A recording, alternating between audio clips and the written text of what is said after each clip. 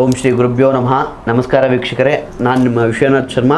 August ತಿಂಗಳು ಆರಂಭವಾಗ್ತಿದ್ದಂತೆ ಕೆಲವು ರಾಶಿಯ ಜೀವನದಲ್ಲಿ ಹಣ, ಗೌರವ ಹಾಗೂ ಹೊಸ ಅವಕಾಶಗಳು ಬಾಗಿಲು ತೆರೀತಾ ಇದೆ. ಗ್ರಹಗಳ ಅನುಕೂಲಕರ ಚಲನೆ ಹಾಗೂ ಮಹಾಲಕ್ಷ್ಮಿಯ ಕೃಪೆಯಿಂದ ಈ 3 ರಾಶಿಯವರಿಗೆ ಆರ್ಥಿಕ ಪ್ರಗತಿ ಹಾಗೂ ಉದ್ಯೋಗದಲ್ಲಿ ಯಶಸ್ಸು, ಕುಟುಂಬದಲ್ಲಿ ಸಂತೋಷದ ಕ್ಷಣಗಳು ಹೆಚ್ಚಾಗ್ತಾ ಇದೆ.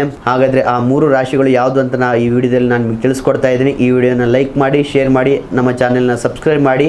ಮೊದಲನೇ ರಾಶಿಯಾಗಿರೋ ವೃಷಭ ರಾಶಿ. ಆಗಸ್ಟ್ ತಿಂಗಳು ವೃಷಭ ರಾಶಿಯವರಿಗೆ ಆರ್ಥಿಕವಾಗಿ ಉತ್ತಮವಾದಂಥ ಬೆಳವಣಿಗೆ ಸಮಯ.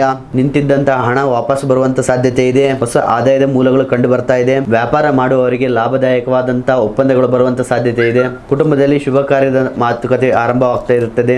ಕುಟುಂಬದಲ್ಲಿ ಶುಭ ಕಾರ್ಯ ಮಾತುಕತೆ ನಡೀತಾ ಇರುತ್ತದೆ. ಎರಡನೇ ರಾಶಿಯಾಗಿ ಸಿಂಹರಾಶಿ.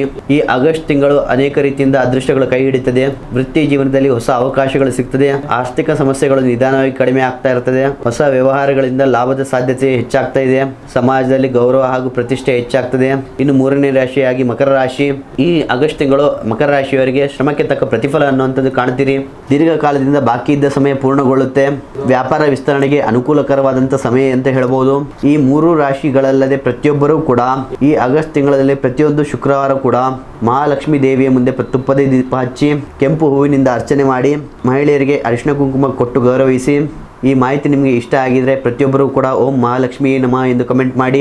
ಈ ವಿಡಿಯೋನ ಲೈಕ್ ಮಾಡಿ, ಶೇರ್ ಮಾಡಿ ಹಾಗೂ ನಮ್ಮ ಚಾನೆಲ್ನ ಸಬ್ಸ್ಕ್ರೈಬ್ ಮಾಡಿ. ನಿಮ್ಮ ಜೀವನದ ಯಾವುದೇ ಕಠಿಣ ಗುಪ್ತ ಸಮಸ್ಯೆಗಳಿದ್ದರೂ ಕೂಡ ನಮ್ಮ ನಂಬರ್ಗೆ ಕರೆ ಮಾಡಿ ಸಂಪೂರ್ಣವಾಗಿ ನಿಮ್ಮ ಸಮಸ್ಯೆಗಳ 100% ಪರಿಹಾರ ಪಡೆದುಕೊಳ್ಳಿ. ಮುಂದಿನ ಒಂದು ವಿಡಿಯೋಸ್ಗಳಲ್ಲಿ ಸಿಗೋಣ. ಧನ್ಯವಾದಗಳು.